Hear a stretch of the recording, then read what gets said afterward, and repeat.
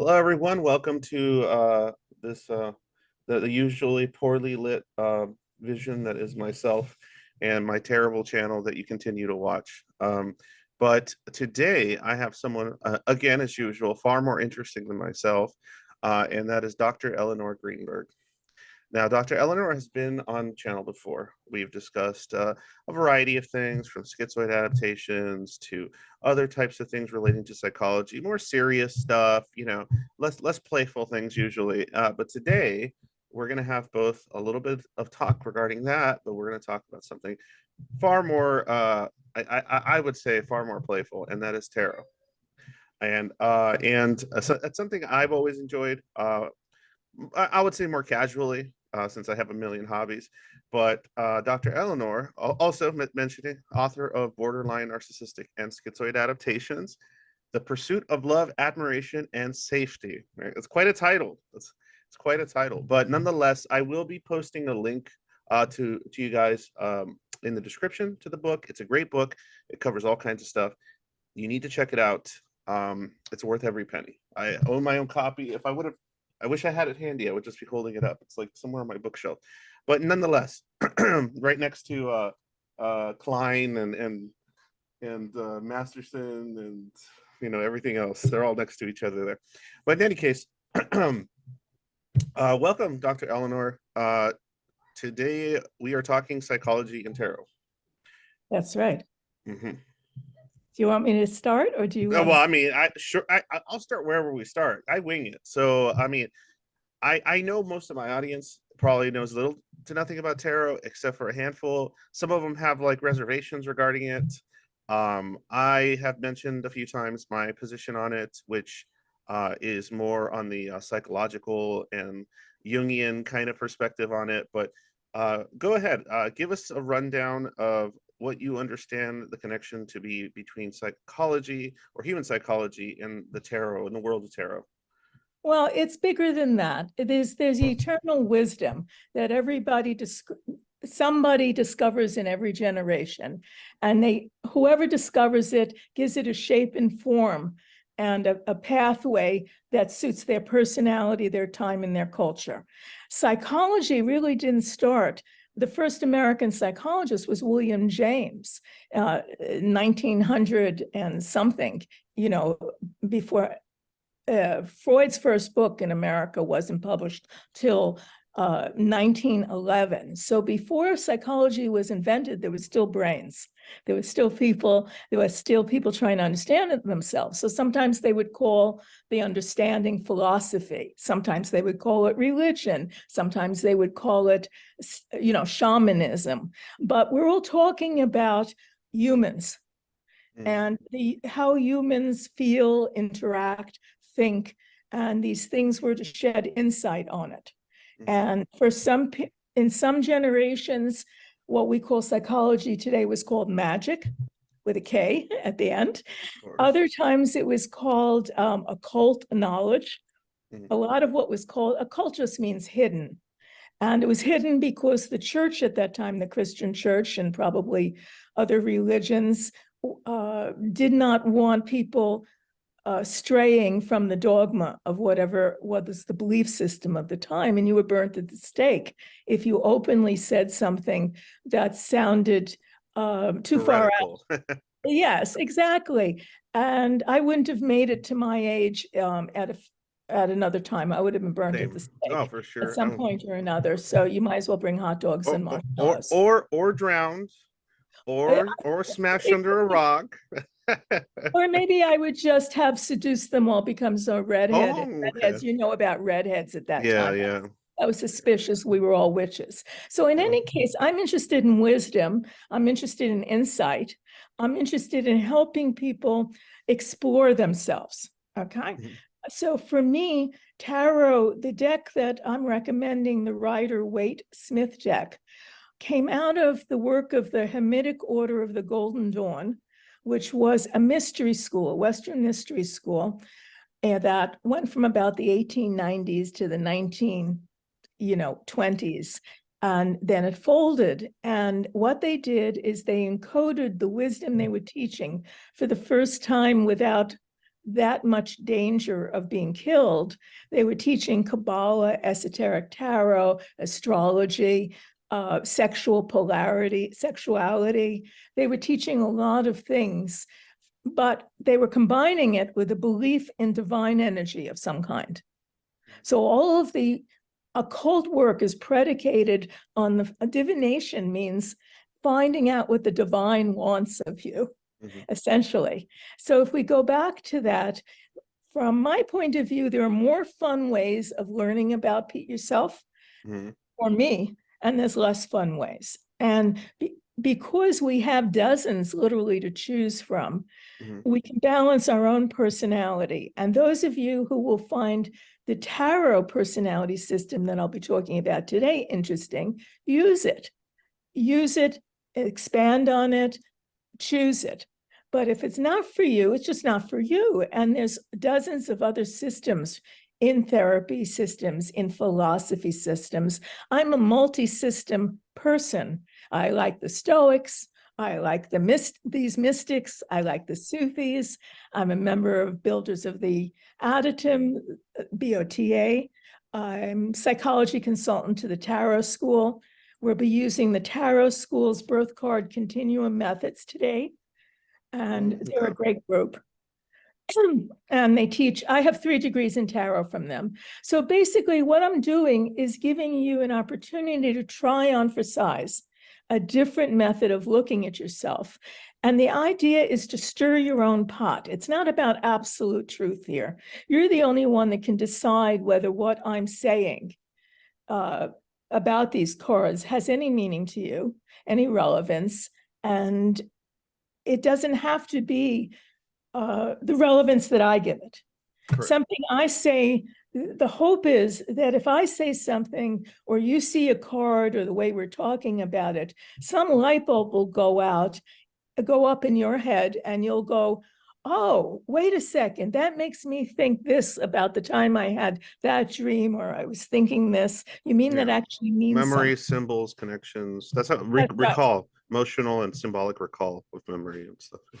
Okay, so that's exactly what we're doing today. So when I started studying with James F. Masterson, object relations theory, and that's where I did my serious studying about personality disorders, borderline narcissistic and schizoid, what he called disorders of the self.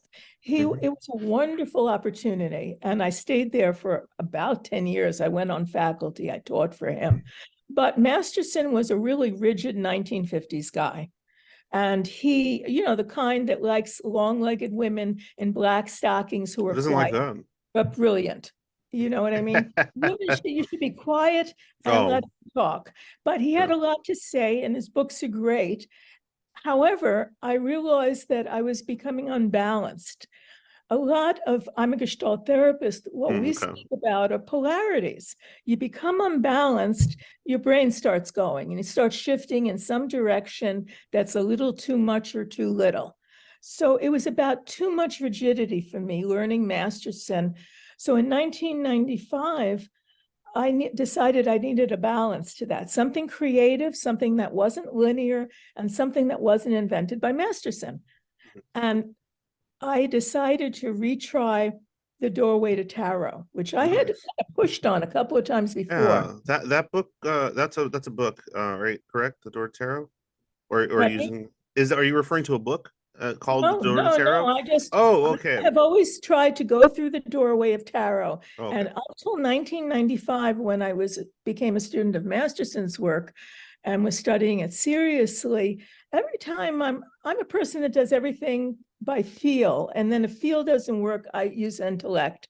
But first I go towards what I want, what feels exciting. And tarot always felt exciting and interesting and exotic, and to the edge. I like things that a lot of things that people find are outcast things. They're taboos. Well, they could be taboos to them. I don't really think about taboo.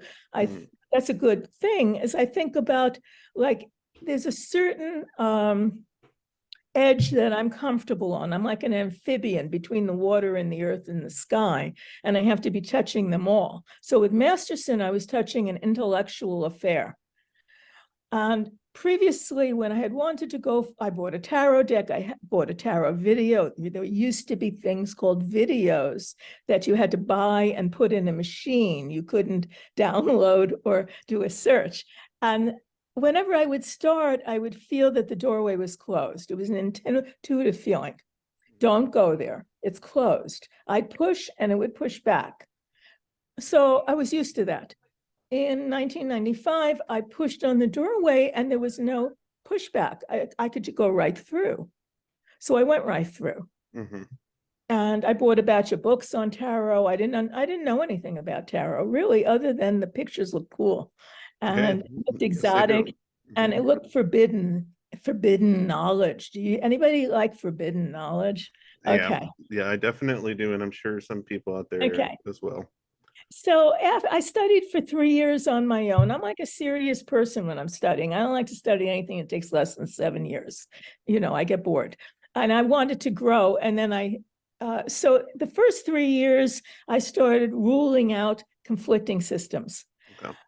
I finally decided that there must be a tarot conference somewhere. There must be other people doing tarot. And in America, if you're doing it, there's going to be a conference on it. I don't care if it's dog grooming. Dog grooming. Or convention of some kind. So I did a search and I found a conference. The American Tarot Association had an Eastern Regional Conference in Albany, New York. And I took myself there and I really didn't know what to expect. Everybody, I don't know what people would be dressed like. In the movies, when you see tarot readers, they're with veils. Yeah, they have gowns on and necklaces. There's a crystal ball, and necklaces. A long. It's an aesthetic. It's an aesthetic. It's an aesthetic, and it can work for a lot of people. And so I didn't know. I didn't know if I was walking into that or what I was walking into, but I like novelty, so that was part of the fun. And to give you an idea of this place, we're in an inexpensive standard hotel. There was a Scrabble conference going on at the same time in this hotel, and I play a game in the elevator to see if I could guess who was a tarot reader and who was a Scrabble player. And that's pretty. It was. There might be some overlap there. You never know. I think there was, because I'm not so bad at Scrabble. I used to be okay. I mean, it's about imagination with words, right, and recalling association pattern. Yeah. So long and short, there's this dude standing around, and he looks like he's out of the 60s, early 70s, gray beard, cowboy boots, jeans, etc. So I'm making conversation. I don't know a soul there. I say, "Hi, how are you? ... What's your thing? Why are you here?" He says, "I'm a druid." I said, "Nice. You're a druid?" I said, "Cool. I didn't know where do you live? Where are the druids? Where are the druids?" He says, "Well, I'm from Albany, where the tarot conference was." And that blew my mind. Can you imagine? There's a group of druids in Albany, New York. That's a hotbed of druid spirituality and magic. So I'm already thrilled, but this is pretty cool. So in the hotel, a man comes up to me in the lobby and actually tries to pick me up, I think. But we end up talking. And he when he finds out I'm a psychologist, he gets serious. No more flirt. And he's still my dear friend. And he was unmarried at the time. And he was with Ruth Ann, his bride of many, many, many years. And he says, I have a tarot school with Ruth Ann Amberstone. We're the Amberstones. We've been teaching this for forever. Turned out they were grandmasters of tarot. And we've been looking for somebody who is a psychologist, has a psychotherapy practice, and we have invented some projective tests and some personality tests. And we want to know whether we're kidding ourselves or whether they're useful. He had been to a Gestalt therapist, Wald Amberstone, who I knew. Mm-hmm. Oh. So he knew that about Gestalt synchronicities, therapy. Right? Yeah. So he was, he knew Gestalt therapist was likely to be pretty open to it. And he had only found at that time one other psychologist, but the psychologist had to speak tarot. I speak tarot fluently by now. I studied with them for 5 years, got 3 degrees in tarot, and that got me turned on to Kabbalah, etc. So the method I'll be using today is the Tarot School's method of, it's a reduction of your birth date. It shouldn't work. I'm going to start out with none of the stuff should work. That doesn't mean it won't work. Yeah. It works for me, but there's no real reason. There's no scientific reason that any of this should work, except when we get to the real projective tests. And then that has some, one of the benefits for me for the tarot school is I had studied testing for a year, so I could do Rorschach thematic apperception testing, draw a man testing. I was trained to be a WAIS, Wexler Adult Intelligence Scale IQ tester. It's a full day test. I was trained to do it for children. So I could see tarot, using tarot in projective tests as a very simple matter because you have pictures. The thematic apperception test, which is a group of pictures, and you give the person the picture to look at, and you have them tell a story about the picture. Yeah. So Yes. may I chime in? Okay. Sure. Trust me, I'd love to just sit here and hear you talk because it's really fun. Yeah.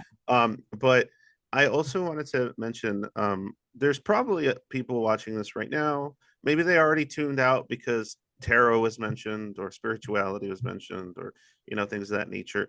And it is a choice that people make to avoid that sort of stuff. But what I wanted to mention is what would you say to someone that has like no mystical, no spiritual beliefs? They're very materialist, if you will, about the value of something like tarot on a non I guess metaphysical nature. Well, you can use it for entertainment. You can play tarocchi, which is tarot cards are used in Italy to play a game not that dissimilar from bridge. So if you don't like what I'm going to be talking about tarot, you can take your deck and you can play And tarocchi with shove it. No, it. I'm just That's what I was thinking. And you can play tarocchi with it. I say, give it a try. yeah. I think tarot is the language of schizoids on one level. So if you identify as schizoid and you're watching Schizoid Angst, if you go to a tarot conference, you're going to see more people with schizoid adaptations than practically any other place except for maybe BOTA, which has a 15-year at-home correspondence course. Who is at home for 15 years looking at papers and not socializing? So Yeah. this is a land of abstraction. Mhm. And one of the things that I've learned from Angst and also from Burb is that it's more comfortable for many of my schizoid clients to meet me 1 or 2 levels up, to skip this level of intimacy perhaps, and start talking in a language we both understand, but that's much more abstract. This is a language of abstraction, of archetypes, of meaning of symbols, rather than, if you want another language to speak in which you can meet another person without doing any more self-revealing than you care to, and without them being any more intrusive than you wish, you can learn to speak tarot with them. And this is a way I communicate with some people. We communicate through tarot cards, and that's worked out very well. Okay. Well, that's fascinating. That's kind of what I wanted to get at is the non spiritual value of something like tarot, in the sense that it could be a lot of self exploration, it could be communication that's more comfortable for specific types of people or subsets of people. It could as Jung liked to say, it was a place you could tap into the unconsciousness with, a sort of playground of the unconsciousness. And so or the unconscious mind. But I did want to mention one like little fun things before we get started with Okay. the work. Okay, go. You're And I wearing the think death card, I think, or something. What are you what wearing? happened? What are you Oh what? yeah, I'm wearing the death card. I have like 4 of them. I have my death card, a fool, a I think a chariot, and there's one other one I can't remember, but I have 4 of them. They're from the same brand of clothing. It's Blackcraft. They like that sort of stuff. They like occult imagery and things like that. But one thing I wanted to mention, just for fun and for the audience, this is actually and just for your entertainment, I think. I actually have, well, my actual tarot deck that I sleep next to is this one. So this is mine. It's a murder of crows. I have like a very kind of strong connection to like crows and ravens, like imagery. You look like And one. huh? You look like one. The dark, the mustache, I actually take that as a the compliment. it is a Um, compliment. It was meant as a compliment. I like oh, crows and ravens. They're really smart dudes. yeah, well, yeah, they can Fair actually too. recall faces, and they can hold grudges, and perform the acts of revenge. It's really interesting. And they can also share Yeah, and transactional. You give them something, they can bring you something back. I mean, they're an interesting group of birds. but yeah, the interesting, it's very cool art, very fun. It's just a lot of crow based sort of imagery. You got your strength card Mhm. and all this sort of stuff. So I wanted to share that with the audience that I am somebody that likes to have fun with these sorts of things myself. And also, this is for another curiosity. This is a deck that I've never played with or played around with. Um, see, so I bought this one a while ago because I really like the art and I like the imagery and it's highly symbolic. But what I didn't know is I always read the instruction manuals, right? Because I like to have an understanding of the process that went into creation of the deck, right? I think that's an important thing to me. But what's interesting about this one, the reason I haven't touched it is because it's not actually, according to the instructions, it's not actually meant for conventional tarot use. It's actually meant for divination and connection to specifically the demons of Goetia and the keys of Solomon. So it's Oh, you're actually kind of knocking magic. yeah, so like yeah, it actually comes with instructions on how to properly you have to set up ritual to communicate with specific demons. So it's basically demonic communication, keys of Solomon style. And I'm not I have my beliefs on certain things, and so like I it's not that I feel ill prepared. I don't have enough what's the word practice and capability in the arts to mess around with that. So I Yeah, it's essentially like I'm not trained, if you will, in that part of the occult. So I just kind of leave that one there, and I enjoy the art, but I don't use it. Um, and the other fun fact, did you know that there is a Nintendo game from the 1980s that is it's a tarot deck. So it's a fully functional tarot deck that they've sold for the Nintendo. And it came out in like 1983 or 2. I can't remember the year, but you pop it in and you pick it has a full deck with little animated pixel little cards and it's like a fully functional tarot deck and it gives you the explanations. It's got music, it's got a whole thing.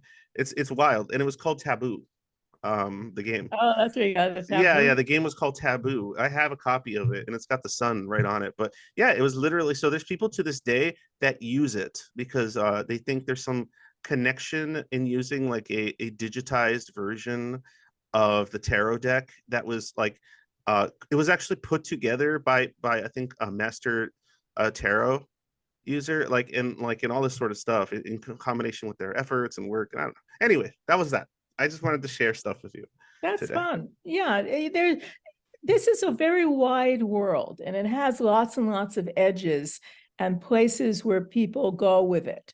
And so I serve the light. Hmm. And that's a vow I took, to serve the light, to bring light to the dark places, whether it's through psychology, through helping people, through tarot. That's my thing. So I'm coming from a light worker's point of view, that what I do is for healing and for the good of all, to the best of my ability. And That's there are commendable. other ways to use it. You don't have to come from my point of view. I have no requirement for anyone but myself to do what I have agreed to do. So one of the reasons that I do well, usually working in psychology with people who fiercely guard their privacy and their own opinions and their own layers, is of whatever, is it's none of my business. You want to tell me, tell me. You don't want to tell me, don't tell me. All that's my business is contained within me. And that's my business.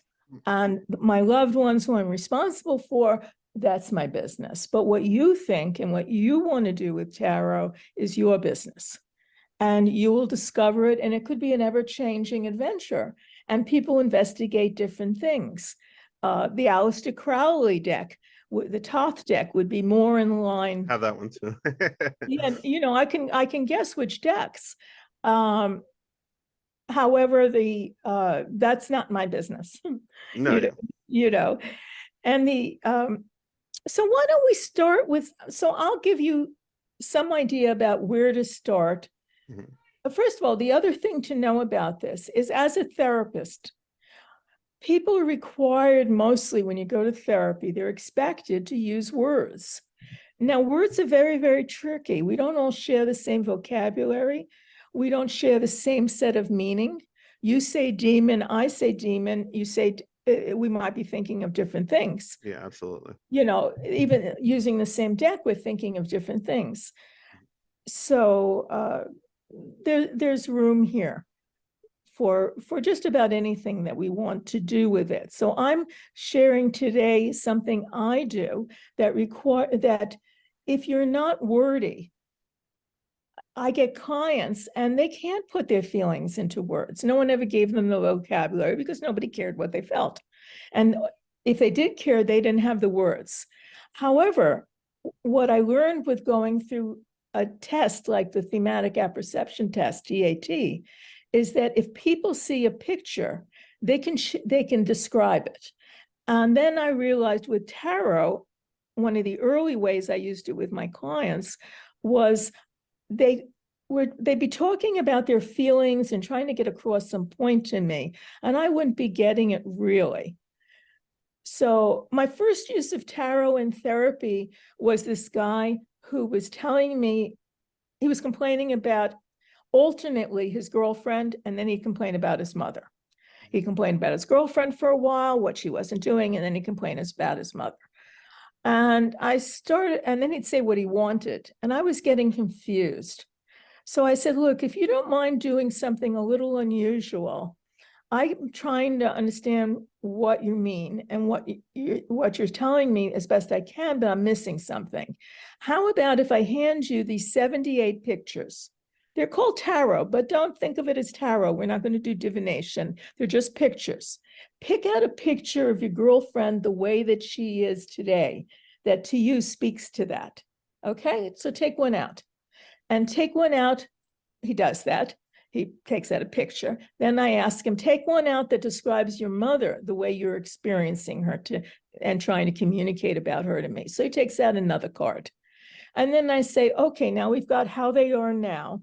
That's clear to me. Pick one for how you would like your mother to be, how you wish she had been, how you wish she were today. So he takes out another card to represent the mother he always wanted. I said, fine, now I have that. Now pick out a card for the girlfriend you've always wanted.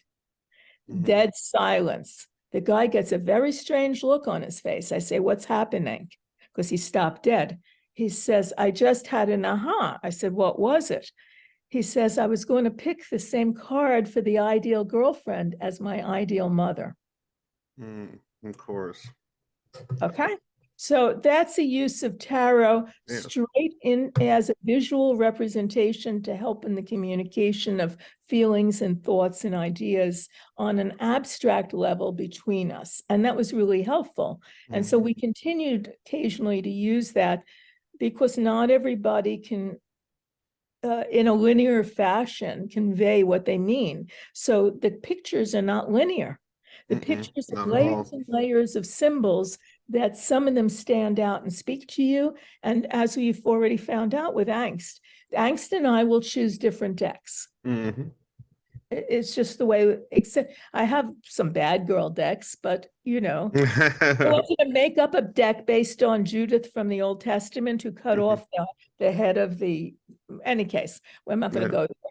But, you can I was going to do a Sopranos deck when that was popular.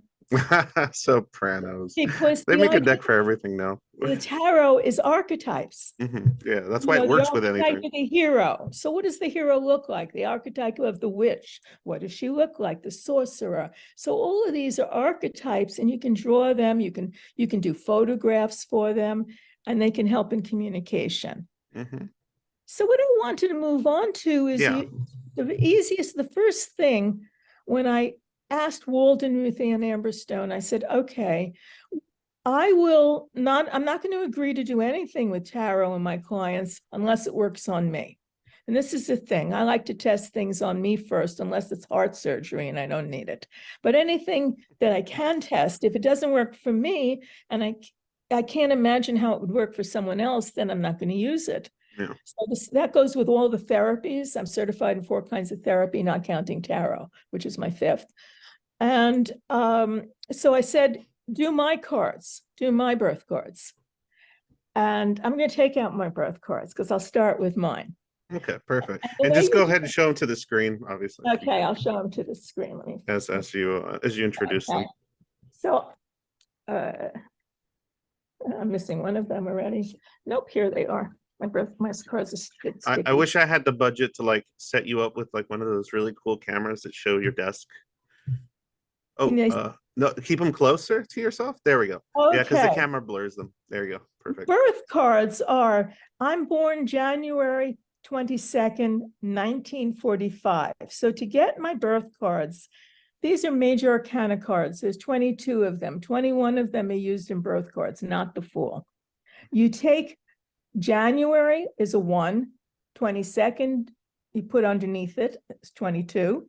Under that is 19, because I'm born in 1945, and under 19 is 45 for the year. And when those were added up, you could reduce them to 2 or 3, in my case, 2 tarot cards. This is key 15, and key 15, the devil pairs with key 6, the Lovers. Now, if you look at this, they're remarkably similar. Oh, yes, I've always thought that. And that's me. Those naked people, what you see is what you get. Each of them is in a relationship. And the devil is an archangel in the occult, usually called Uriel, could be by other names, the first stage of spiritual unfoldment for those spiritual seekers among you. And you have people chained to the devil. But what you have here is, I could see this is me. They didn't have to explain to me what it meant. I understood what it meant. First of all, I'm one of the few people that works well in groups of 3. I don't feel like I'm being left out. I don't feel like I'm leaving anyone out. When I first met you, we were a group of 3. When one of the 3 dropped out, when one of the people dropped out, I added my daughter in. You like 3s, huh? Well, 2s I do fine, but the intimacy, I like a little diluted intimacy sometimes. I like that. So the archangel, here we have the archangel Raphael, the angel of healing, and here we have the archangel, the esoteric attribute of the devil in the occult is mirth, laughter. And they each have a different letter associated with them. Zion, the sword, Iron the eye. So these are cards about relationship. The idea with birth cards is they tell you just one simple layer of your personality, the possibility, like what's your stance in this lifetime? How do you see things? What form are your life lessons going to happen in? My lessons happen in relationship. I'm always in relationship. So these are relationship cards. What's in common is here you have one type of relationship, and here you have a more self-centered type. People aren't looking at each other. They're in it. They're voluntarily chained. Their heads are around the pelvis of the goaty smelling satanic thing. And here you have an organization that's more like how the mind should be organized, which I won't talk to at great length. But when they did this, I said, okay, try the next thing on me. This works. I get this. And they didn't have to explain much to me. they did do some explaining, but Mhm. I just laughed because you'll see in contrast when we do angst Yeah, card. I'm curious where that's Okay, going. so you see what mine are. And by the Mhm. way, certain birth cards tend to hang well with other birth cards, not because they're similar, but sometimes because they complement each other and they have what the other person wants.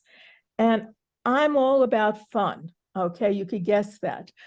And I want to enjoy myself, and I'm all about relationships. So I'm not doing this. People keep saying, "Why don't you make a set of YouTubes for yourself and put them up like Dr. Amani?" I said, I don't want to be by myself. I want to be on screen with another human being, even if I'm the only one talking. I want them there. So Gotcha. this is, pardon me? No, I said gotcha. Yeah, so that's why I'm here instead of doing this on my own in a mirror or something on Mm. some periods. So the idea, well, how about if I tell you what angst is? Is Yeah, that okay let's with talk you? about that. Yeah, let's talk about that. We'll go right to And it. then I we think also just to mention too, we also if I believe you were able to finish up with the other ones I had sent you, correct? yes, I did them Okay, all. so there's a few because I know one of the reasons that this was going to be extra interesting, and I think you had mentioned that you wanted to essentially do this for schizoids. So you wanted to see what schizoid cards would look like, and then you also wanted to see okay. But anyway, let's see what we got here. Well, I'll tell you one of the things that surprised me, but it could be arbitrary. A certain group, like in my family, I'm a lover's devil. My youngest daughter is a lover's devil. My husband is a justice high priestess. You are a judgment high priestess. All And right, interesting. okay. Yeah. And in the group, the small group of schizoid people that I did birth cards for, there were no lovers devils yet. There was no lovers devils. And No lovers the five, devils. I think it was like five I sent you, right? I had two, control people, Yeah. star strengths, Yeah, we'll get to them. generosity versus control and things like that. But what we got here is kind of interesting. So I'm going to Yeah, explain what these cards do it. mean. I'm using the Rider-Waite-Smith deck. Mhm. Now, this Smith drew it. Waite and Smith, Pamela Coleman Smith, were members of the Hermetic Order of the Golden Dawn.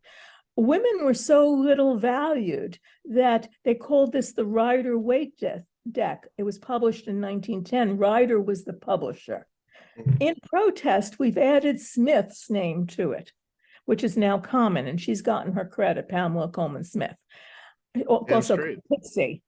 So if you go to buy a Rider-Waite-Smith deck, this deck is by US Games. There's other versions that adapted it. US Games bought up the copyright for this. So this is a copyrighted deck.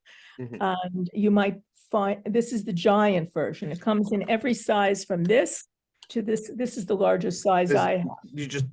why do you like the giant version? Just easier to It's my handle? teaching version. I Oh, teach okay, that makes sense. to therapists, and I teach therapy to tarot people, being fluent back and forth. I'm like a translator. Mhm. And when I'm teaching in a group, I want to be able to show up, hold up a card and have people see it. And so Yeah. many people need reading glasses after a certain age that I figured I'd use my biggest cards. Smart. So let me I'm talk actually about. looking for those two cards like in my own deck because I want to see how Yeah, they look. so the reason I use this deck is everything means something. Mhm. This is not meant to be artistic. It's meant to, if people know Kabbalah, Mhm. this deck is based on Kabbalistic principles. Um, Maybe after we do a break, I'll get a picture of the tree of life so you can see Sure, what's absolutely. actually going. But for those of you who might be aware of Kabbalah tree of life, there's really three lines here of energy. These are you have the high priestess, a female figure. She represents on a psychological level the virgin subconscious that takes suggestions from outside or from the person, like a wax tablet. And then the next level over, the empress spins them out. However, here you see her with the symbols of different religions around her. Boaz and Joachim, the B and the J, these are the pillars of the Temple of Solomon, okay? The top of the pillars were drawn as lotus to represent the entire Egyptian mysteries. She's wearing the crown of one of the Egyptian moon goddesses, so you can see the phases of the moon. Behind her are pomegranates, which is a symbol in Greece of Demeter and Persephone, the myth. In that myth, okay. And so there's a lot of male and female symbols. You have the palm, and then you have a female symbol of here, the female vagina, in essence. Mm-hmm. And you're going to see that throughout tarot, the embedded sexuality, because it's all built on polarities below the level of divinity. So you have her in the cloak of Mary, the blue cloak. You have an equal arm cross, which is an allusion on her chest to Christ consciousness and that. But she's standing on the moon. She's a moon goddess. Yes. So you've got, on her lap is a book, and it says Torah, which is the Old Testament. Mm-hmm. So they've given her, behind her is the endless seas. And this is the veil that we pierce to get into this unconscious mind, mm-hmm. or to get the deeper wisdom. Okay, so she's in front of this. Her Hebrew, every card has a Hebrew letter. Hers is Gimel. She was Gimel was the camel, and the camel connected an oasis with another oasis in the Middle East. It's how it unified two separate places. So she's a unifier. Now she is silent. She is steeped in knowledge. And she can see beyond the current form of knowledge. That's why she has different religious symbols and around her and spiritual symbols. Her gown is dissolving into water. Maybe you can see it at the bottom. The reason for that is water, when mystics talk about losing themselves in God, they say the closest metaphor they can find is water. Like being diluted in water? Yeah, from her gown, it's dissolving into all the water, the divine energy that animates everything underneath it. If you don't believe in a divine energy, you can take it in any way that you want. But I'm talking from the mystical point of view. Mm-hmm. So I do believe in a divine energy. Do I understand it? No, but for various reasons. So here you've got somebody who she's seen everything. Mm-hmm. She's seen every religion rise and fall. She's seen groups of people rise and fall. Knowledge never changes. We can leave, we can die. What we know will die. Knowledge will still exist and be encapsulated in whatever form the people of that time. So this side of you is not confused by the form of the people that you see in front of him, their religious beliefs, their spiritual beliefs. On some level, that doesn't matter to you. Yeah, that's pretty accurate, I would say. Right? You can see the eternal truths that are being clothed in the language of, whether it's the language of modern psychology, whether it's spiritual language, you are translating for your audience. That's not your hang up. You are not literal, you are not concrete. No. Sometimes I wish I was a little more concrete some days, but yes, absolutely. Okay. So, and I'm saying it definitively, but feel free to reject anything. No. I'm just taking in the symbolism, and I'm integrating it into what I find the most important in my life, in my experience. Obviously, that's always been me. I've always been basically a practitioner of a multidisciplinary thought. So I've always been the type of person that has investigated. I've read into and looked into every religion, political belief, everything I could get my hands on. I want to learn about regarding how civilization and human thought and experience. And so, and then I just integrate all that and I what really resonated with me was this idea of knowledge being immortal, but the self is not. And the reason that is because a lot of the work I do here is with that particular notion in mind. I Okay. have like I have very little interest in getting any kind of credit or recognition for any of the work I do. Um, I'm more interested in the outcome. So that knowledge that is essentially made manifest and then retained not just by my mind, because I am just one mind, but any minds I come across, and then it becomes immortal, if you You will. are a very ambitious dude, because here's your other card, Yeah. judgment. This card is about waking people from their dead corpses and telling them, wake up, wake up, wake up. You can become alive. You are a waker upper of people. It shows Gabriel blowing his horn. The vibrations of your speech, the vibrations you put out are to awaken as many people as possible. To here, the people represent their arms are representing, but you don't see it clearly. They fudged a few things because these cards were for the general public. But in BOTA's more esoteric version of Mhm. very similar cards, it's not fudged. They're forming the Latin word for light, LVX. And you're waking people up to enlighten them as to what as many people as possible. You're allowed. So this is your radio, self sending out Mhm. the vibrations. And even though you're attracted to very dark decks, the intentions are Yeah, good. there's my version. Okay. So, what's acceptable to you is, but here's a batch of people. Now, there's an interesting thing to know. If you like hidden meanings, you'll see in these cards, they're gray. Gray represents two different things here. It represents when you come together, black and white, the polarities, it forms gray. But it also is a Hebrew, I can't call it exactly a pun, but Hebrew is a very interesting language. And the word for this represents stone. It's gray stone, even though it looks like concrete.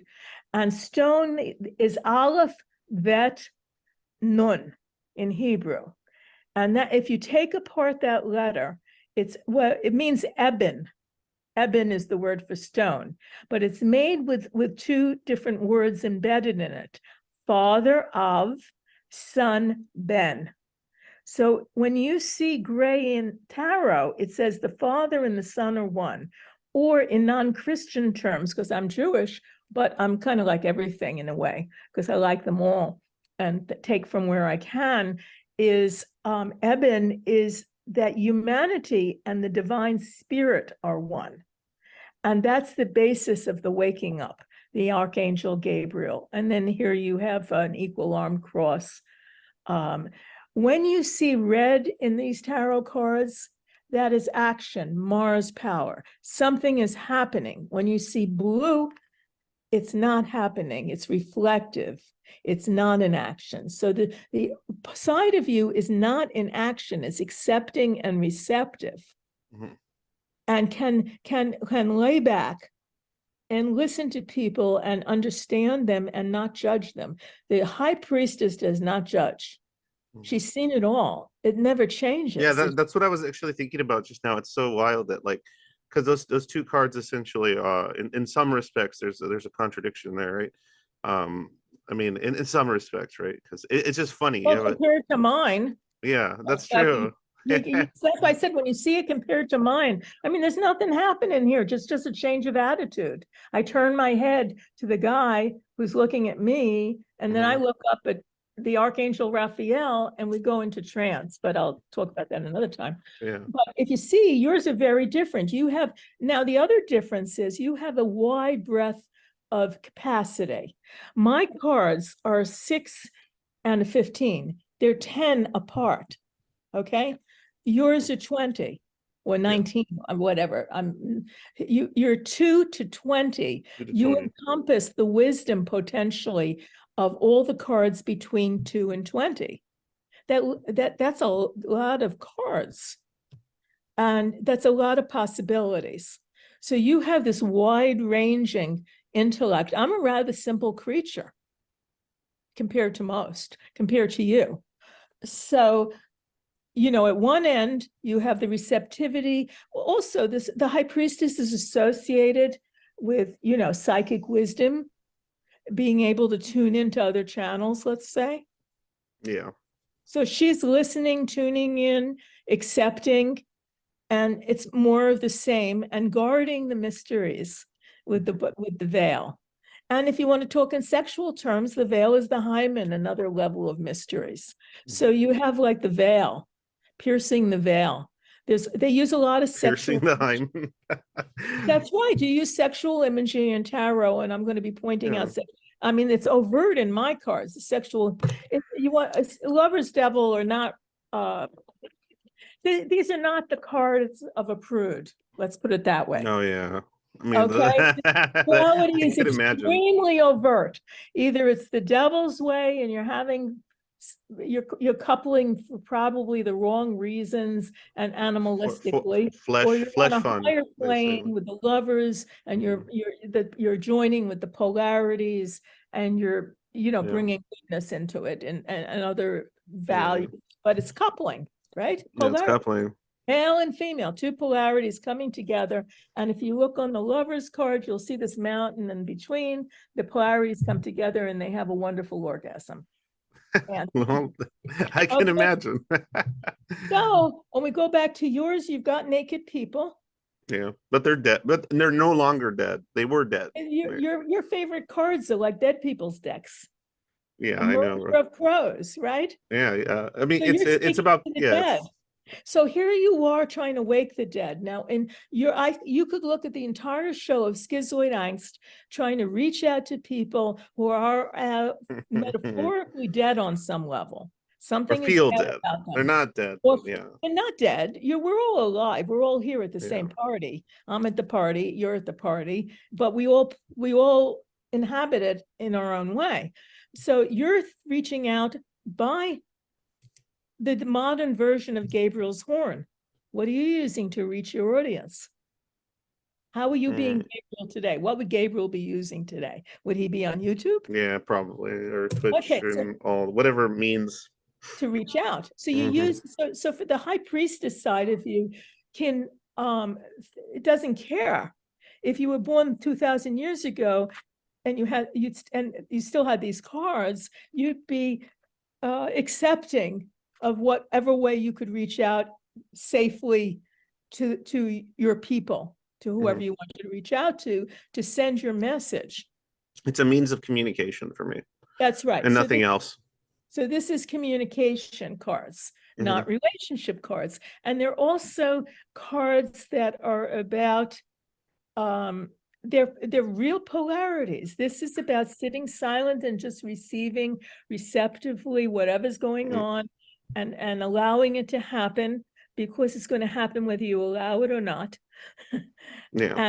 And it's going to happen you're going to live forever. These are live forever cards, because you can see he's waking the dead. They're floating around on the great sea of divine wisdom in coffins, that literally. And in this case, it's, living from the beginning to the end of time. There's no death. So you have no death cards. And so you just choose the instrument of the times to communicate what your message is. And you like to communicate. It's a very strong communication vibrationally. And you've been very successful, as I understand it, to get an audience that your message is supposed to reach. I almost want to say, my adaptations are like on fire right now, and I just want to say, like, let's move on to the next person. Let's move. No, only because, like, it's so weird. I want to explain this. Yeah, explain it. The reason is because I talk about myself all the time. I told them my backstory. I talked about my traumas. I put it all on the table for my audience, and many times. And And that's something, because it's in like conjunction with the work I do and with this goal. I'm it's the only reason I'm comfortable doing it. Yes, exactly. But you like showing these cards and then being very accurate with in conjunction to essentially what's driving me in the present, especially that is making me feel vulnerable and uncomfortable, because it's that symbolic abstract language that I'm actually emotionally attached to. And so it's like it's making me feel a little naked, let's just say. Um, Okay, sorry about that, because I'm used to being naked. yeah, I know. I'm not. So, But but point is, like, no, it's no, nothing. You did and nothing you, wrong. I'm just saying that's how I'm yes, feeling. and you know what? If any of you are listening in and you want to do your cards, just to take a break and allow him to cover himself, and for me to give you some important information, you break apart your birth date into the number for the month. You're going to add together four numbers in a column, just like in school, like, in third grade or fourth grade, whenever we start doing this. So you're going to take if your month is like May, it's be a 5. And then if you're born on the 2nd, there would be a 2 under the 5. And if you're born in 1989, you would put a 19. And then the last set of duo of numbers would be 89. And you'd add all those four things up, and then you would get some large number that you would take, like, say, that doesn't add up to this, but say it added up to 133. I would reduce it to a tarot card, so 13 and 3 is 16. 16 is key 16, the tower. And 16 is 6 and 1 is 7. So that would make you a tower chariot. So that at home, if you care to do this, you can play with this. Now, if you don't want to do this calculation, you can search on whatever your phone you're using or thing for the Tarot School, www.tarotschool.com. And they have a birth card calculator, and you put in your birth date into the calculator. They have, like, your month, your day, your year, and then they calculate it for you, and they put up the 2 or 3 pictures that are your birth cards. And they even have some information about your birth cards that are less esoteric in a way than the information that I'm giving to you, because I'm a student of the occult and of various forms of spirituality, as are you in certain ways. Mhm. So you can, while we're doing this, you might find that these are your birth cards. So you might want to sit and take the time to do this for a minute. And so when we're talking, because you might find out that I'm describing something when I'm describing the sets of cards for the other people that relates to you as well. Hmm. And there's so many levels of hidden meanings in this that I could spend a day on the Fool cards, for example, which isn't one of the birth cards, because that's a way of meditating to talk about all the esoteric attributions, and they just go on and on and on. And I can do an hour on a card. So here we have a really important set of cards. This is a person with a mission. And if you have these cards, this is your mission. You really want to wake people up to things. You could be right, you could be wrong. This doesn't say that what you want to do is correct. It says Yeah. this is what you're about. This is what you're here for this time. This is how you're going to learn. This side is a communicator, but a communicator from on a high saying, gang, I figured something out. Come listen to me. Wake up, wake up. I got something important to say. And this side, it's not saying a word. It's laying Yeah. back. Whatever Mm. happens, happens. It will all work out the same in the end. It'll Yeah. come out in layers. It's Ah, all a video game. okay. Next person. We have other people to look into here. Yes. I know. So give me, like, I did, after you, I did Shadowfall. Mhm. Those are the usernames. Yeah, these are all usernames, but Yeah, for the audience, yeah. I gave the name. There's FAXN. Who do you want? Magenta, Meat Suit, Gunny. Just I'd like to at least briefly just kind of, you don't have to go to obviously time constraints. You don't have to go into it as deeply on each individual one I as may you have did. to, we may do fewer and. Yeah, well, I'd like to at least like try to hit most of them. I don't want to be the one. I'll Okay. let you pick. I don't want to be the one that decides Okay, so who's I'm gonna gets. just go in the order that you gave them to me, and Okay, we'll get as far as we can. yeah. So with Shadow Fall, I wanted to make sure, because here's an important thing when you're doing these. Most of the time, before the century changed, everybody had 19 as one of the four numbers. But now there's people, I couldn't believe it when I did these, like people born in 2000, they're 23 years old. They're old enough to have their tarot cards done. I mean, it was like a mind blower to me. So now instead of a 19, I have a 20 where the 19 used to go. So in this case, it added up to 39, and 9 plus 3 is 12. So that makes key 12, which is the hanged man. And then 1 and 2 is 3, the Empress. So this person is an Empress hangman. And I will get those cards. Yeah, here you are. So this again, we're going to see how unusual my cards were in how being so similar, because this is another direct opposite cards. Okay, the Empress represents the fertility, the creative, unconscious creativity. This person is very creative, and it's creative putting out in the universe. So giving birth to things. So the Empress is shown pregnant, and she's shown sitting with her shield is love, feminine love. And so you see the heart-shaped shield, and you see the symbol for the female there, and you see symbols in the card having to do with fertility and Venus. Venus, this is a representation of Venus, and this is a representation of a side of a person that could be late. Now, the other thing to know about these birth cards is sometimes we come in through one of the cards and we learn the other one later. I came in through the devil card. I wasn't such a nice person. I learned to be more of a lover type. The challenge of the devil card is to be with the right person, not use somebody for sex or for fun when you're not serious about them. The challenge of the lover's card, one of the challenges, is how much do I give up for the relationship? That's interesting too, because that transition you're talking about actually matches up sort of. That's one of the things I was thinking about with the cards regarding my cards, is the judgment to the High Priestess was that I used to be very judgment based. In my 20s, I was a complete misanthrope that basically judged and hated everything and everyone around him. So it's interesting that you say it's like it could start and end, but that's interesting. That's right. Most people, it's not even. We're working in one area or the other. And when we get it even and we balance, then we no longer have to do them, because we've got them. We've got it down. Our goal is to balance the energies of the two cards so that we're working like a tick-tock, very, very well.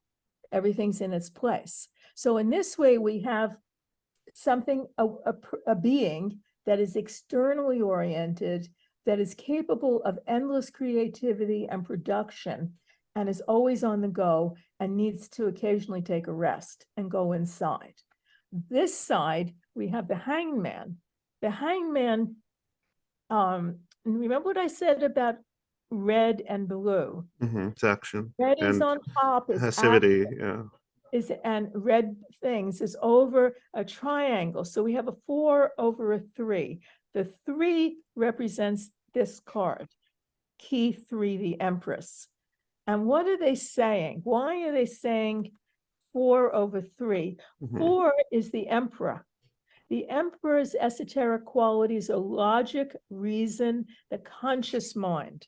This card, which was published in 1910, has the essence of cognitive behavior therapy hidden in it. It's the cognitive behavior therapy. What's the basis of cognitive behavior therapy? That how you think determines what you feel, okay? And so if you want to change how you feel, if your problems are coming from how you're thinking about the problem, you should think logically, rather than just accepting the premises here that you took in. So this card has a message. So the 3 being passive and the 4 being active. Yes, the message is actively subject your creative unconscious's thoughts to logic and reason and foresight. Don't just accept everything as true. Just because it feels real in the moment or you like it doesn't make it true. So this card is joining with the divine. That's why he has it's an androgynous. These cards, some are androgynous, some are male and female. Combined, because we're always talking about polarities combining. And at this level of intellect, let's say in spirituality, we're still dealing with polarities. So the Hebrew letter associated with this card is Mem. And Mem is the waters. The word for water in Hebrew, I believe, is Mayim. And Mem is the waters, the oceanic consciousness. When you're joining in nirvana with God, you're letting go of yourself. This isn't about mindfulness. This is the opposite of mindfulness. You're just letting go of who you are and joining the great water of consciousness, and very happily. And there's a trust. You're hanging from a letter T. That's a living.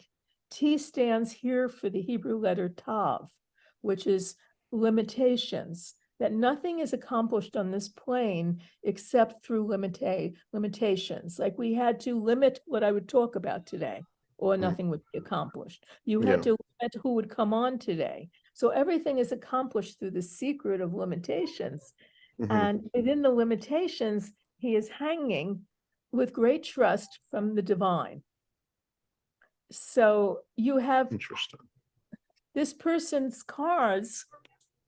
This is a dead stop and not creating anything, just folding back. It's like being in the warm water that's skin temperature. You're just floating in this warm Caribbean Ocean where you can't tell where you begin and end, and you're happy about it. You're not unhappy. It's not scary in this card. It's not a scary card. It looks like a scary card because they took it from a scary card, but it isn't. It's this person is happy and they're silent. So again, we have a creator and we have someone who's not doing a thing, who's just allowing him or herself to float on the waters of the divine waters. Now, what does it say on a day-to-day level? This says, if you come in through the Empress, you may be working too hard. You may be putting out a lot of stuff, and maybe you should edit your writing a little more because she loves all her creations. The Empress would be the worst editor in the world. Nothing, all of it would have value. Everything even the mistakes, grammatical mistakes would have value essentially. The war has value. Everything, she just loves everything she makes. She just loves it all. She's not choosy at all about it. She's just going to give birth to another thing. Endless giving birth. But in real life, that's relax a little. Maybe you want to go get up and go for a run. Maybe you want to stop giving birth to things for other people. Maybe you want to be more inner and less outer. So this is the inner.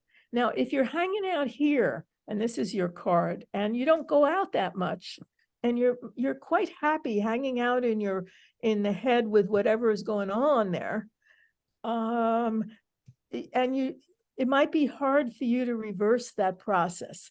These are reverse processes. So creating something, not creating, being perfectly still and joining and just letting yourself float. So creating nonstop creation versus no creating, essentially. It's like a stop and go. Everything's already created, so I don't need to create anything. I can just float and use myself and not have to worry about a thing. Yeah, interesting. So that's the quote for that person. Cool. Thank you. That is and the secret of CBT, which is one of the, how does this relate to The mystics discovered the principles of CBT before anybody named them. These principles belong to none of us. They're eternal. They predate us. They'll be there when we're gone. They just take a form. So here's how that principle is shown in occult tarot. If you get a regular tarot book, they're not going to tell you about the 4/3 usually. That comes from the mystical school of, from the mystical school, all of these are about inside us and how to be our best self in a way and of use in the world. Okay, go on to the next. Perfect. Yeah, let's go to the next one. Okay, so the next one here, we have FAXN. I just Faxon. I just call them Faxon. But it's all good. Faxon. And Faxon's cards add up to 124. If I added them correctly. Hopefully I did everything. And that would be 12 and 4. So 12 and 4 is 16.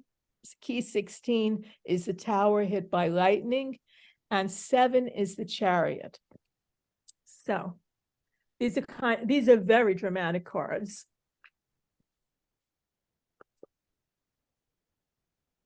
Here we have, oh shit. And here we have, they're all about how do you move forward in life. These cards are all about coming out in some fashion, going somewhere. This side of you does not want to move. You're not leaving your place, whatever your stance is or your place is, until you're kicked out by God. It's going to be destroyed and you're going to have to fall. Now, this card is associated the tower with the Tower of Babel. It's also about building on a false foundation. It's the promise that things that are built on a bad foundation will be destroyed. But in everyday language, for everyday people, it means you hate moving. Now, this side of you isn't going to move unless you're forced to. And it's going to feel like crap. You see these people falling. It's a scary card because it feels scary to you. This is the other way that you move forward. This is the uber prepared card. You know, this is like, this guy is, he's under what could be a chuppah. He's taking the starry skies with him. He's leaving the town behind. He's crossed the river and he has armor on. He's got, here you have your sex symbols again, the two polarities joining, the penis and the yoni. But they had to get it past the censors because these were published in 1910. So they had to like disguise things. So you got a flying, it's almost like a Sufi symbol, you know, the flying heart, but you've got the penis and the yoni in it. And you've got his armor. You've got one side of the armor has a moon that's shaped like, you know, the tragedy and comedy. So this guy is very, very prepared. And one of the things he's prepared with is, you see these sphinxes? They're black and white. Again, we're with polarities. And they're submitting to him. And what they represent on a day-to-day level is we're pulled in different directions by our desires. This is I wanna, this is I don't wanna, if you want to put it in common language. So he's picking a goal. I want to go forward to the next level of advancement, whatever that is. I want to move on. I want to move up. I want to move on. But in order to do that, they can't be pulling in different directions. One side of him says, yeah, I want to do it. The other side's, no, I don't want to have to do it. It's going to be pain in the butt. Okay, or whatever. He has to control the sphinxes, the polarities. Now he's shown, you could think his hands out. He's holding, you know, they all have their so like a staff. But he's also has a hand out that looks like it's holding a rein, but there's nothing in it. What is this saying? This is a mental affair. Mentally, he's controlling his inner sphinxes of I wanna and I don't wanna. And he's saying he's making a decision where he wants or she wants to go. And in order to get there, he has to get mental control over competing inner desires. which could be fears, it could be anything. So he moves on. This side of you moves on through a lot of work.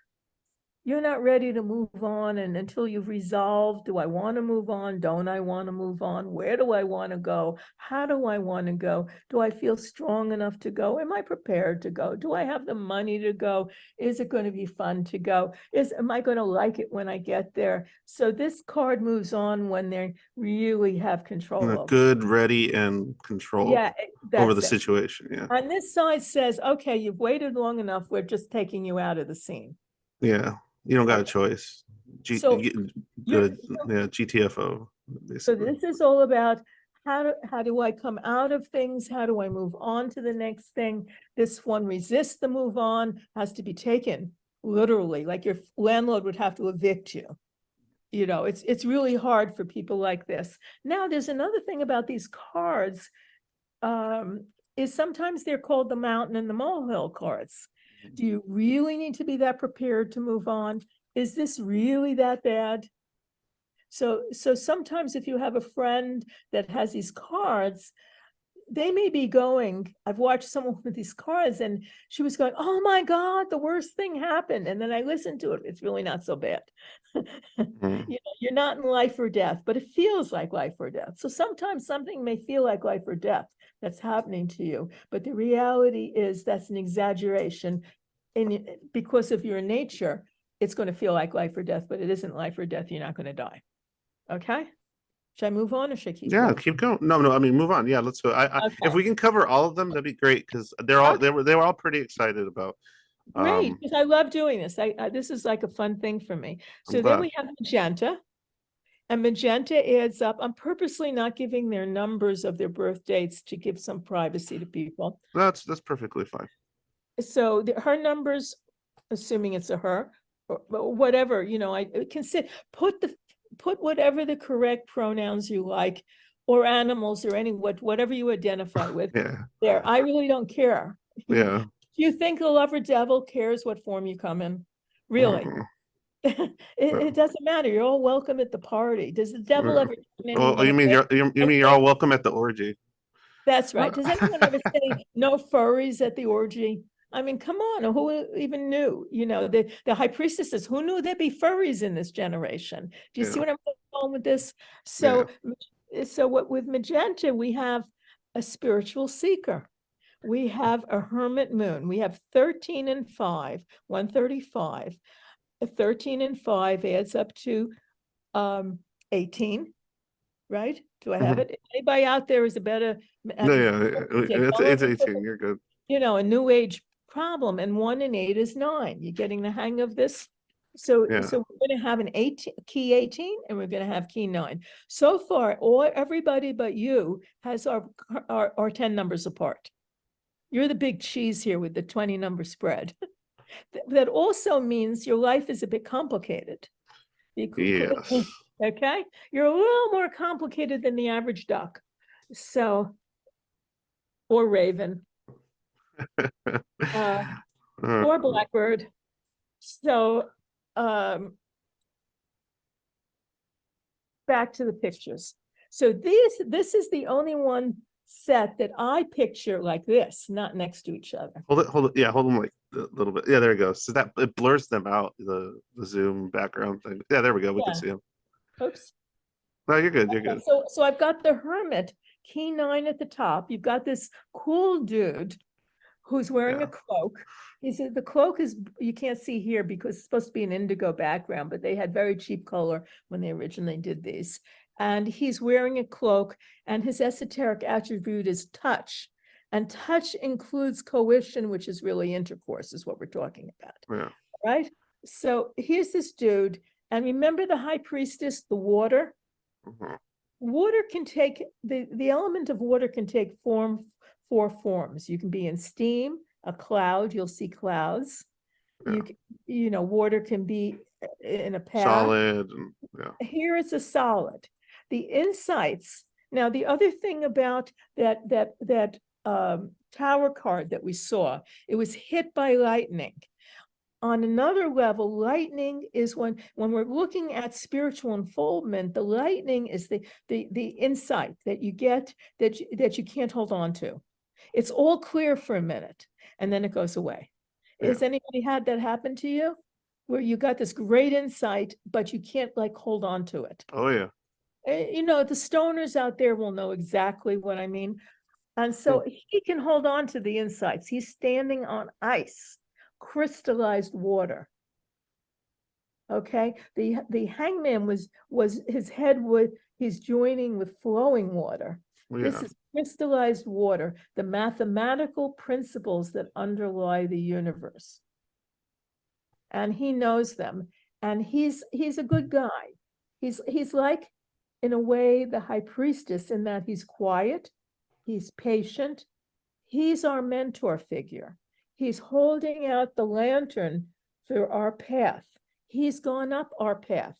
There are millions of mentors. There are millions of people like this who are silently holding the path, the light, so that we can see our way up the path, so that we could have crystallized intelligence and insight and really know on a higher level and our purpose in life, have meaning in life and things like that. But before you can get to the top of the mountain, here's where we start. We start in the moon card, key 18. And here, this is a card about evolution, nighttime, sleep, and the back of the brain. The Hebrew letter associated with it looks like a drawing of the back of the brain, kaf, kof. I'm not good at pronouncing Hebrew. And so it also has to do with sleep and night. But on evolution, you see stones, vegetation, and then coming out of the water. Remember the hangman with his head's going, he's metaphorically water. Here we have the crustacean coming out of the water, but it's purple. So even this kind of like not particularly attractive, primitive little creature with claws and things, it's purple because it's royal. It's going to evolve into something wonderful. This is just the beginning. This is the moment that represents the moment when you first start to think and go, there is a path. There could be a path. There's something going on here that I want to know about. So that's represented by this crustacean here. And then you can see this path with its ups and downs going into the past the gates of the known. These represent the gates of the known. When you get past here, it's not what we can see or feel or hear or have heard about. We're going to have a different experience. For all you people out there who might be tripping when you listen to this, you'll know what that means. Somewhere else. We're no longer in Kansas, Dorothy, when we get past there. But before we get there, the path goes between a dog and a wolf. This is the dog, this is the wolf. The wild, untamed, or the loyal and tamed and contained. How far to one side, how far to the other? Believe it or not, there's an occult saying called nature unaided is doomed to fail. This is the anti-Rousseau philosophy position. Rousseau believed in the noble savage, that if we just left everything alone, we'd have a perfect Eden and a world. This says the opposite. This is very biblical in a way, because it says that humans were created in order to have a role in the evolution of the universe. We're not, so that there is too wild, too tame, they both have their virtues. Where do you personally, as a human being, find yourself? What are you attracted to? So you have to pass between them and make that decision. Who do you go towards? Do you go towards the wolf? Do you go towards the dog? So you have to make that decision before you're able to cross the gates. Yeah, you're not going to get to the gates because you have to go through there. And so we all have decisions to make about, I have a wild side. So in ancient Greece, you would talk about Apollonian versus Dionysian. The Dionysian rites were stone crazy. They were up on the mountains, people were drunk, people were having orgies, there was Maenads running around with whatever drug they took. cutting off the balls and penises of men they encountered at random. So, I mean, it was a real crazy space, drunk, stoned, up there, the Dionysian wildness. So that would be the wolf in tarot terms. If anything goes, it's wild. It's totally wild. Yeah. We have some rules here. The Yeah. dog obeys rules. Sit, stay, come. Don't go out there. You'll get hit by a car. We don't chase cars. Okay, so you have kind of like a real polarity again. You're going to see in your cards polarities. So if these are your cards, you are trying to get to the higher level. We're all trying to get to a higher level, but that's your nature, to evolve. You're here this time to evolve to higher. And you might also, because these are two cards that are born into you, it's quite possible that you find yourself a mentor first. You can come in through any of these cards more. So if you come in through here, you're coming in through God, I don't know what's going on. I'm trying to figure out what's going on. I don't have a clue. Anybody out there identify with, oh, I don't have a clue what's going on. What's going on? I can't see what's going on. And the thing about this card is when you're going up a mountain path under the moon, if you have a rope and you have a snake, it's hard to tell the difference.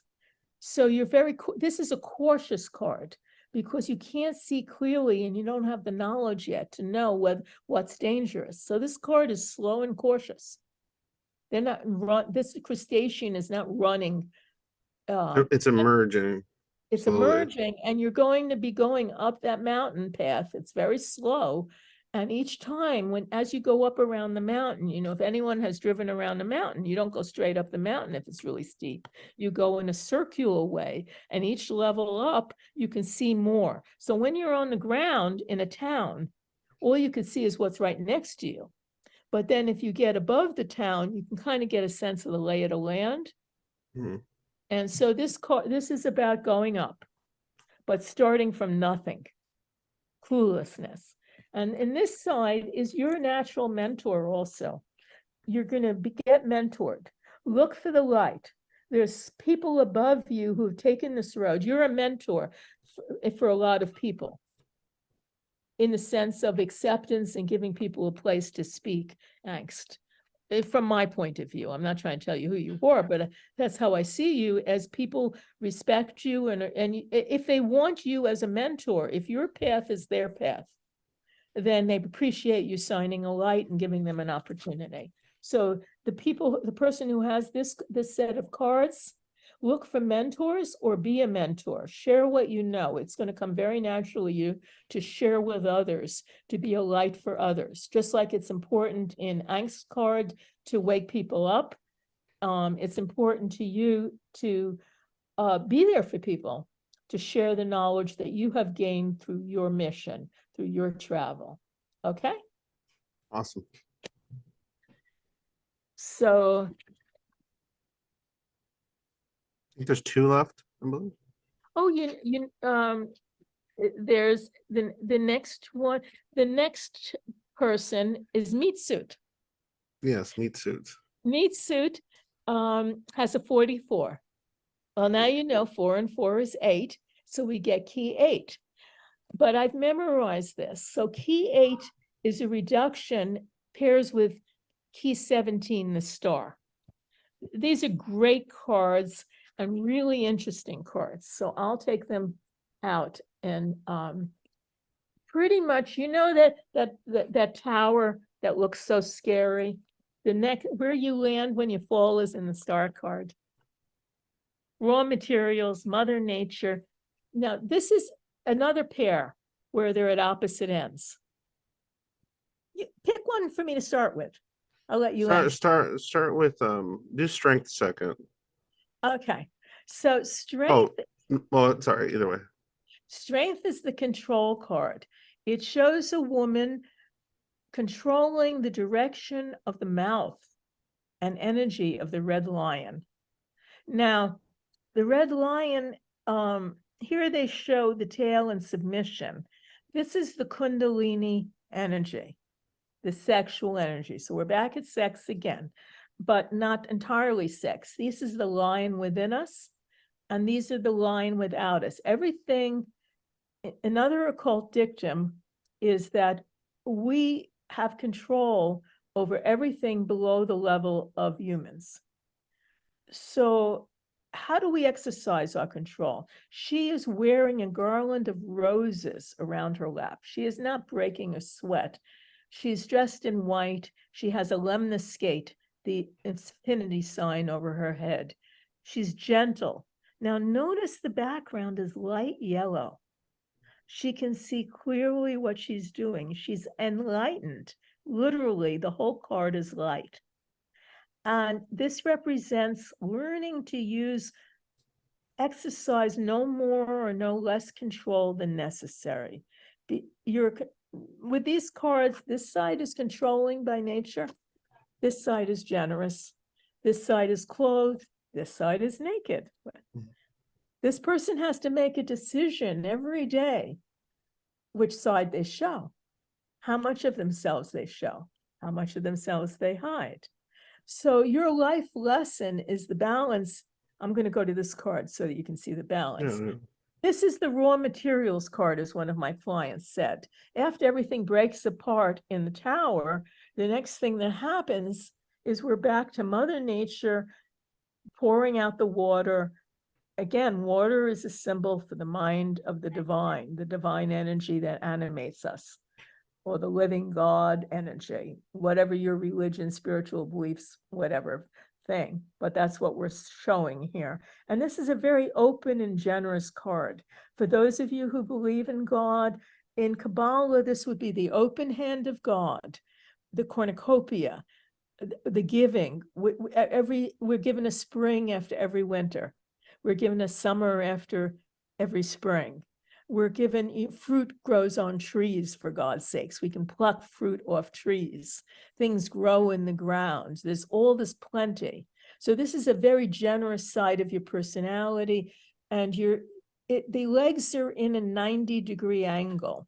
What I forgot to mention is there's also a numerical value to every Hebrew letter. And the Hebrew letter associated with this card is Tzadi. And its Hebrew number associated with that card is 90. And so they put a clue, they put a 90-degree angle in her leg. That's why I said there's art decks that are interpretations of the artist's vision of the overall meaning, put through a certain kind of gel vision.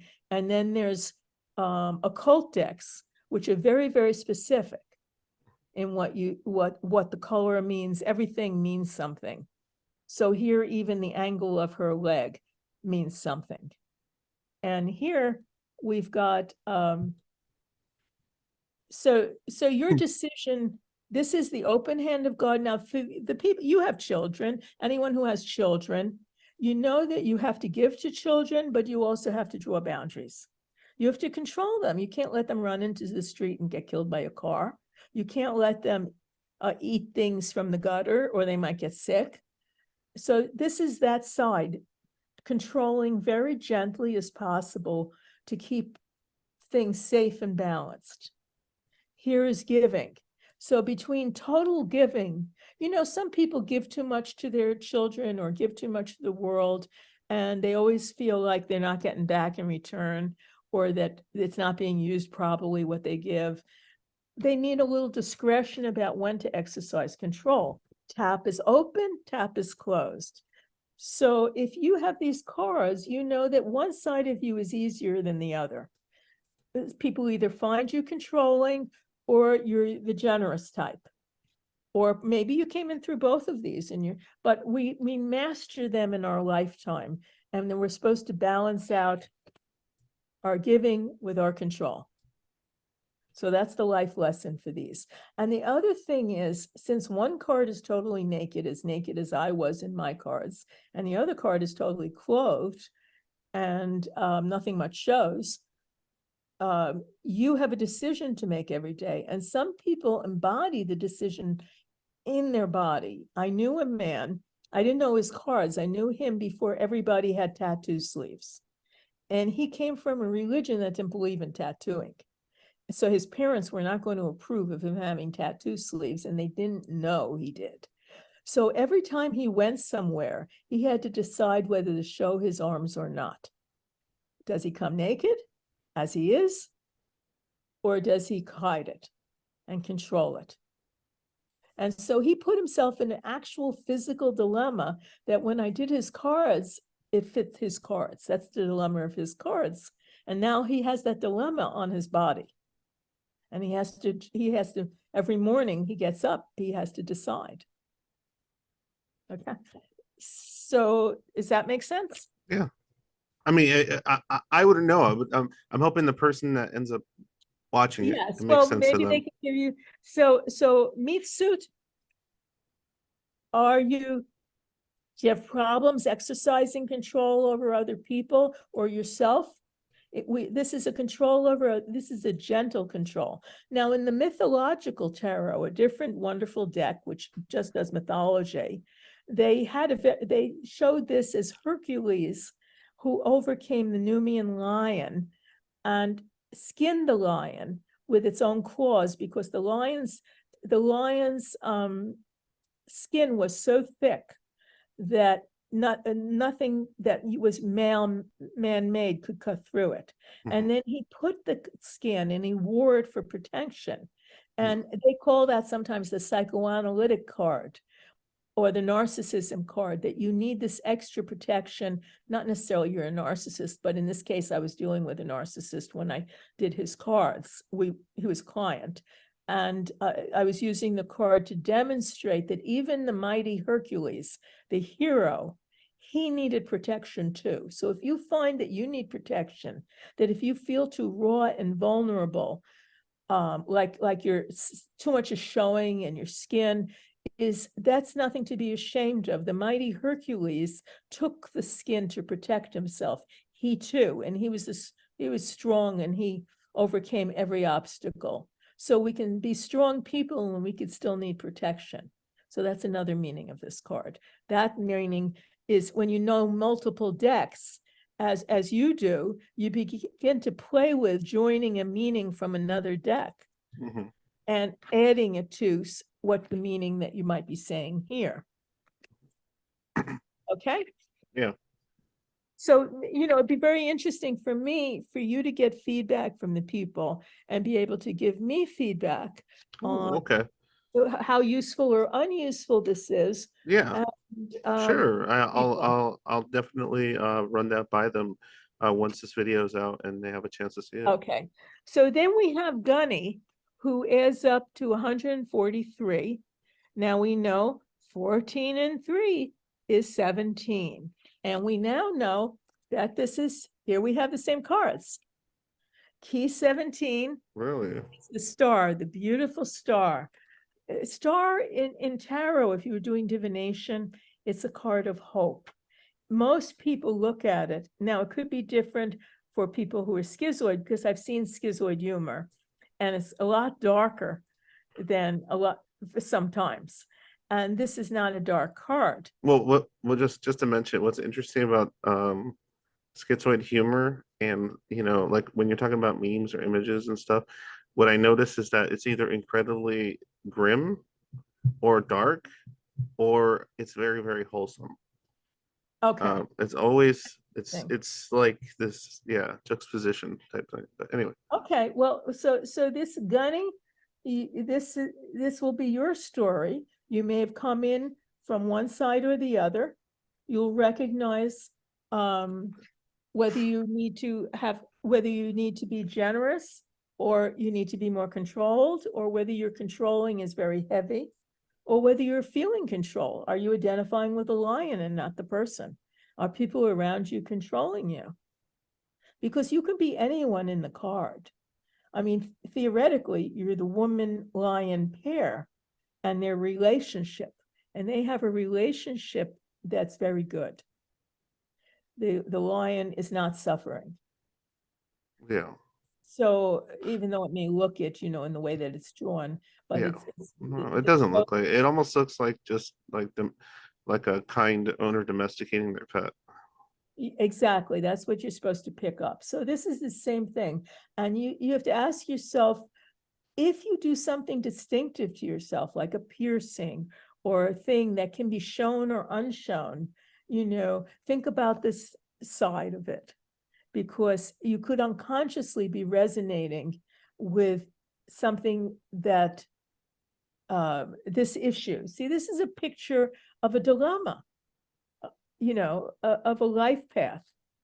And it could be in another 200 centuries, they'll have another way of talking about this that we might not even be able to recognize. So this is coming from 1910, from 1890s, and I'm talking about it in 2023.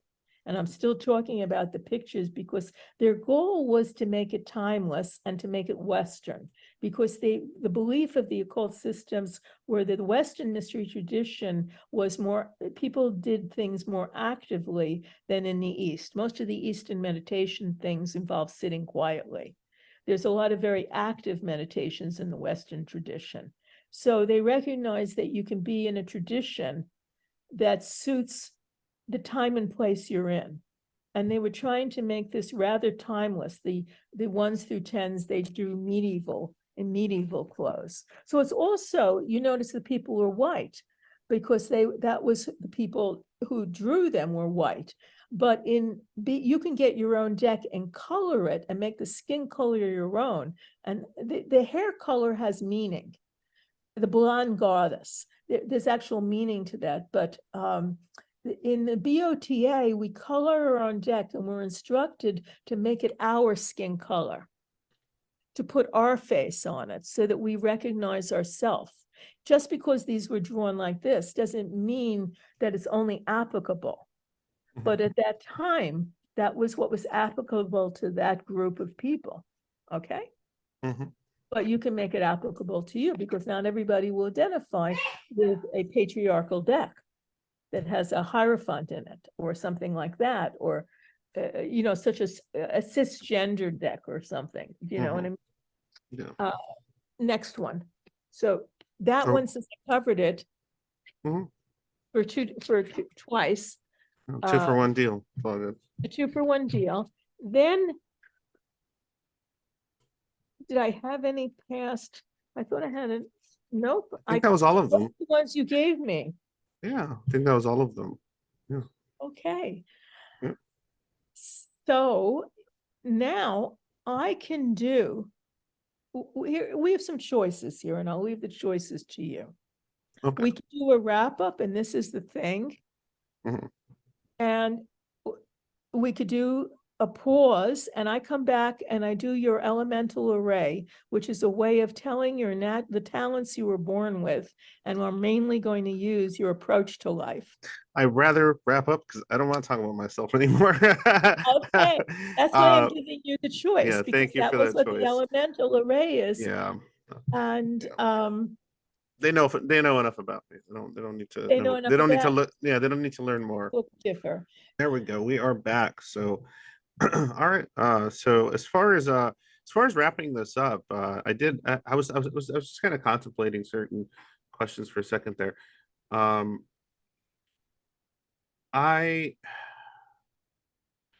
always I mean, how do I put this?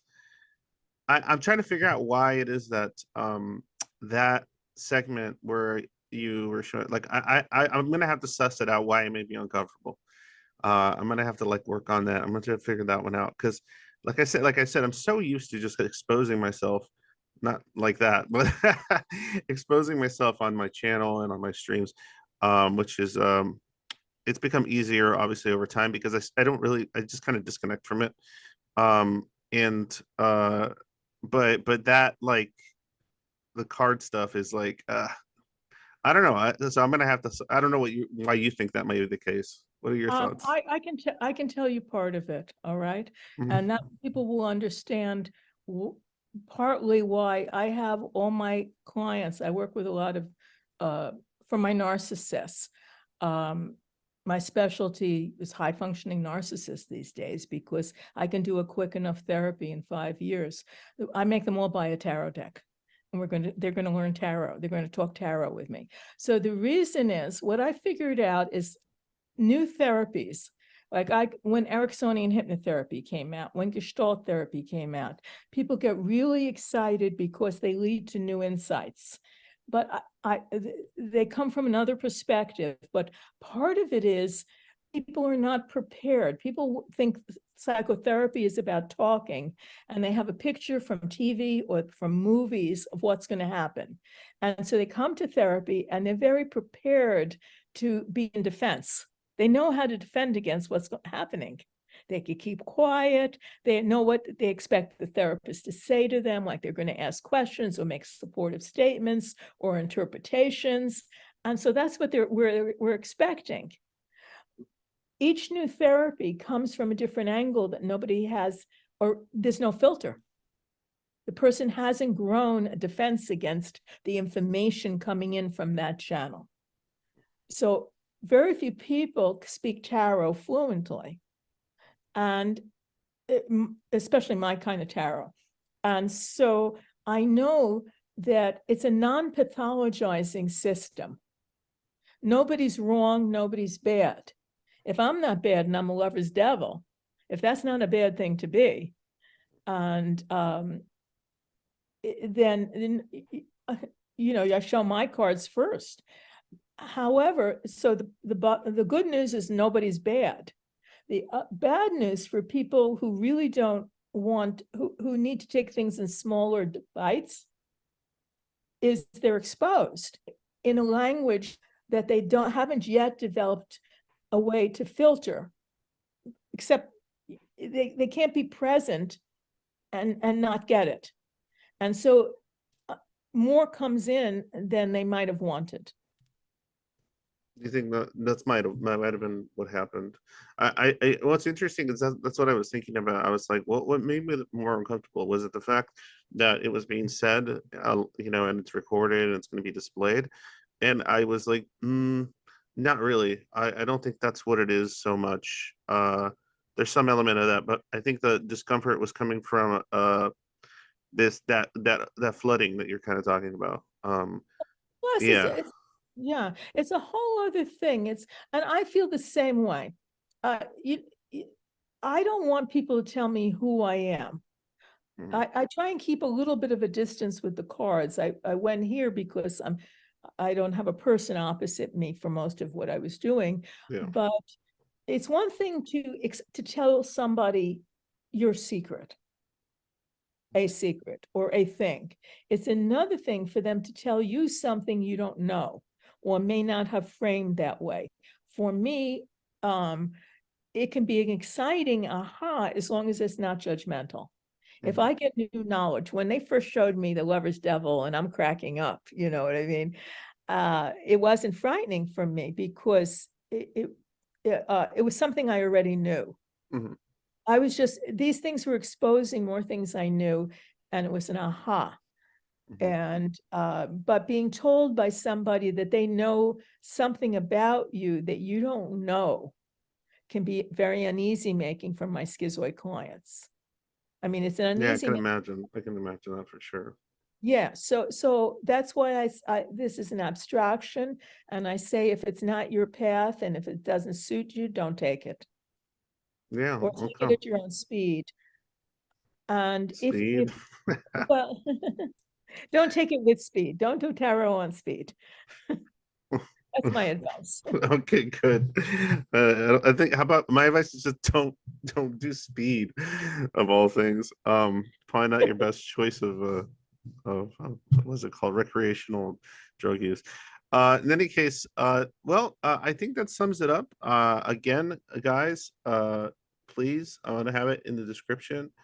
And hold on, my whole thing is coming apart here on my computer. Uh, oh yeah, did you want to mention how to find you on Quora as well? Yes, I write. I'm a psychotherapist. I'm a psychotherapy trainer. I'm a member of the New York Institute for Gestalt Therapy. And one of the things you can know about the New York Institute for Gestalt Therapy, although I'm not, they're holding we do free education in psychology, and you can go to their website for the New York Institute of Gestalt Therapy and find who's presenting and on what topic. There's one public presentation a month throughout the winter into the spring, from fall through. So I'm a member of that group, and someone will be presenting every month, probably tomorrow or something. You can go to their website. And I'm on the faculty for the Gestalt Center for Psychotherapy and Training, where I design and teach an 8-session course on personality adaptations, borderline narcissistic and schizoid, to new therapists or people becoming therapists. And you can find me, I answer questions on Quora.com. And I have a blog on psychologytoday.com of about 90 articles. The blog is called Understanding Narcissism, the Drive for Admiration, but I got bored. And so they said I could put up anything that I liked. It didn't have to be narcissism. So I wrote 3 great articles on schizoid adaptations because I thought that that was an underserved population. And so you can find me on Psychology Today's online on my blog, Understanding Narcissism. You can find me, and I teach internationally, though less. I'll be teaching, I think, in the Ukraine remotely at a conference. The Ukrainian psychiatrist invited me on intimacy, and I'll be talking about, I'll be talking about, might be of interest. I'm going to talk about the different intimacy challenges and what people are searching for if you have a schizoid adaptation versus if you have a borderline or if you have a narcissistic. So I thought that's something that nobody else is going to be doing. So they're having that could be my contribution to it. So that might be interesting. Yeah, that would be interesting, actually. And I wrote a book originally for therapists, but in very simple language, because there weren't enough people training in schizoid, borderline, or narcissistic disorders. I prefer adaptations, but if you Google them, they'll be under disorders. And so I wrote a book for therapists. And I put a glossary in the back that I made up myself for all the unfamiliar words, or most of them. And it turned out that actual people who weren't therapists were really finding it extremely useful. And so that book is what you're going to be posting, and you mentioned in the beginning, borderline narcissistic and schizoid adaptations, the pursuit of love, admiration, and safety. And I didn't do full justice to schizoid because I had been waiting for some really smart guy, woman schizoid, who knew it from the inside to write the book on schizoid. And finally, it got to me that they weren't doing it, or they weren't doing it in a way that could cross over and the therapist could understand. There were some decent books, but the therapists, they were too difficult. So if you want to read the schizoid parts, they're in chapter 3, and then chapter 13, I have schizoid dreams and their relationship to your readiness for contact with people. And I saved dreams for 45 years to look for the patterns. So that's in chapter 13 of my book. And that I'm proudest of, because I don't think anybody's done that. No. I heard about schizoid dreams, and you might want to see if yours are in there. There's some standard ones that become Hollywood plots for movies. That's pretty funny. Yeah. All right. Well, again, everyone, all the links will be below. Please follow Elinor on Quora so you can keep track of both, what she's talking about, and maybe any future types of adventures you go on, right? In this strange little blue planet we live on. Guys, I signed up to go to the Reader's Studio. If you like this tarot stuff and you have the funds and you don't mind being with a lot of other people with schizoid, not everyone has a schizoid adaptation, but I'll tell you, in tarot world, you will find. And that and schizotypals, like you said, right? But whatever, like I'm not there to diagnose, I'm there to have a good time. So my friends sold the Reader's Studio. Another group is doing it, but at the same time, the end of April, if you Google Reader's Studio and you want to come to a tarot conference, it assumes pretty much that you will know the basics of what the cards mean. So if you know the basics and you want to be with your tribe, so to speak, of tarot people, it's the end of April. So I'll give them a commercial. It's called the Rita Studio 2024. And it used to be put on all the other years, and I was there every single year. It stopped during COVID, and I'm very excited. I'll be there. You can meet me in person. If you go and you're willing to tap me on the shoulder and say, hi, I listened to you and on Schizoid Angst, I will be very happy. Awesome. And if There you go. Okay. Yeah. But yes, thank you again, Elinor. Thank you for being here with us. Thank you for sharing this knowledge regarding tarot and beyond. And thanks to all of you for listening. And as usual, if you want to support my work in the project and everything else I do have a Patreon that helps, and as well as other things like that associated with the links and everything else. Again, thank you, everyone. And thank you again, Elinor. Thank you.